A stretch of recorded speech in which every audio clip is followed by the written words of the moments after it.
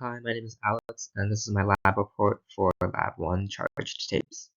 The purpose of this lab was to determine the charge on two pieces of tape and understand how they interact with themselves and other objects, as well as to create a virtual simulation of this.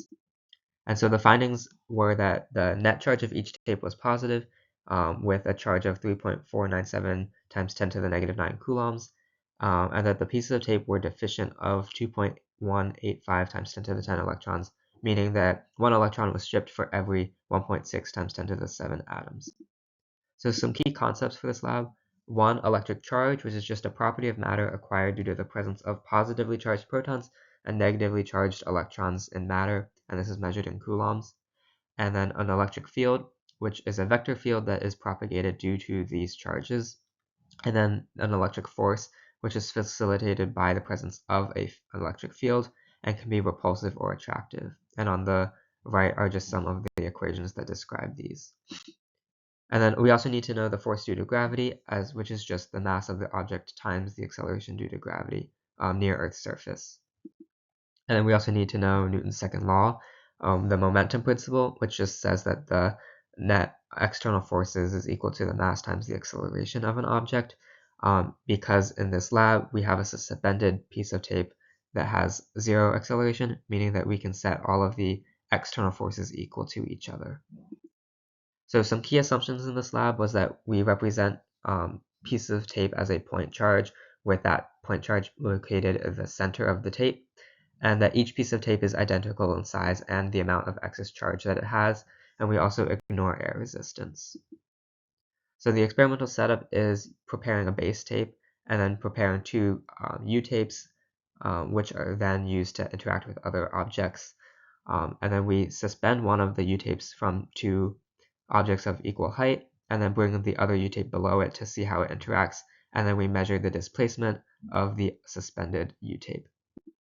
So the results from and observations from this was that the U-tape was attracted to my hand. Two U-tapes repelled each other, meaning that they have the same like charges, and that the U-tape was attracted to the pen. And since we know that the pen has a negative charge, we can say that the U-tape has a net positive charge. And so the calculations for this lab, the initial values are as follows, and from those we can find the surface area, the number of atoms, the tape mass, and the force of gravity on the system. And then here's a free body diagram describing our experiment.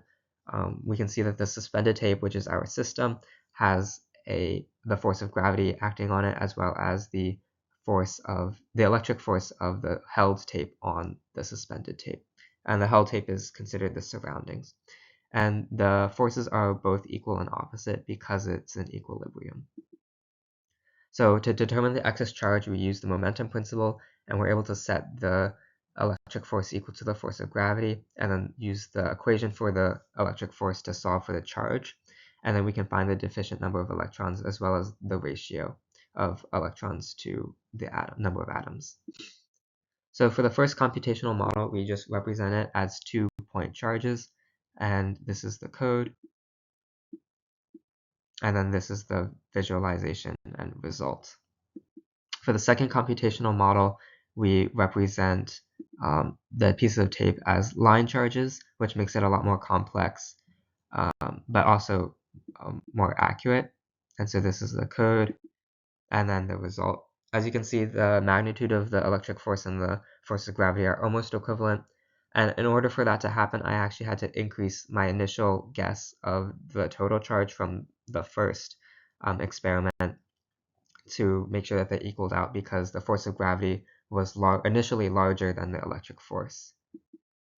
The conclusions from this lab was that the tape had a net positive charge due to having electrons stripped from it, and that because the tape was in an equilibrium, we could say that all external forces canceled each other out. And some possible sources of error were humidity, measurement inaccuracies of the tape or the separation distance, and then also just mistakes in handling the tape or setting up the experiment. If the charges were reversed, then the charges on the tape would be switched and they would be opposite. So instead of having a net positive charge, they have a net negative charge. However, the observations that we found itself would remain the same, because the two tapes would have the same charge, meaning they would still repel each other. And then whenever like the hand and the pen, which were negatively charged, would then become positively charged, so they would still attract. So the charge estimated from the second code was greater than the charge from the first code, but we know that this is a more accurate number because as we increase the number of smaller charges that make up the tape, we are able to get a more accurate answer since we have more data.